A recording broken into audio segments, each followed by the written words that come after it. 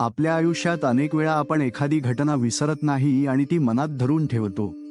पण कधी विचार केला आहे का, ज्याला आपण मनात धरून ठेवतो तेच आपल्या दुःखाचं कारण बनतं?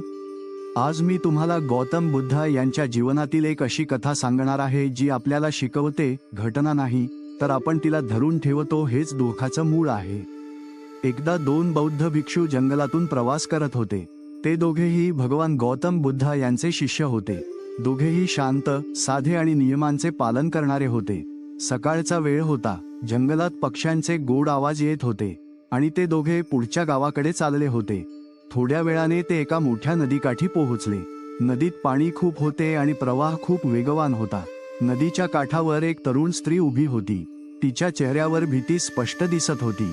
त्या स्त्रीने भिक्षूंना नम्रपणे विचारले, मला ही नदी पार करायची आहे, पण मला पोहता येत नाही.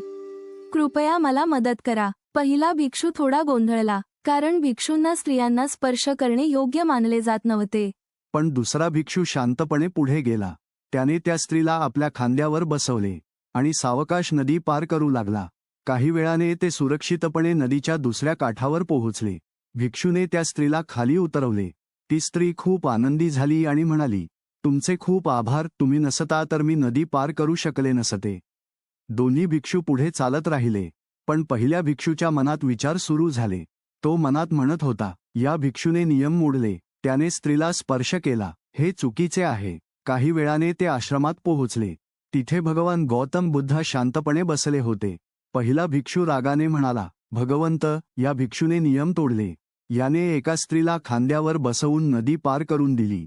बुद्ध शांतपणे हसले आणि म्हणाले, त्या भिक्षूने त्या स्त्रीला नदीच्या काठावरच सोडले, पण तू अजूनही तिला आपल्या मनात घेऊन फिरत आहेस. या कथेतून भगवान गौतम बुद्ध आपल्याला एक महान संदेश देतात. घटना नाही तर त्या घटनेला मनात धरून ठेवणे हेच दुःखाचे खरे कारण असते.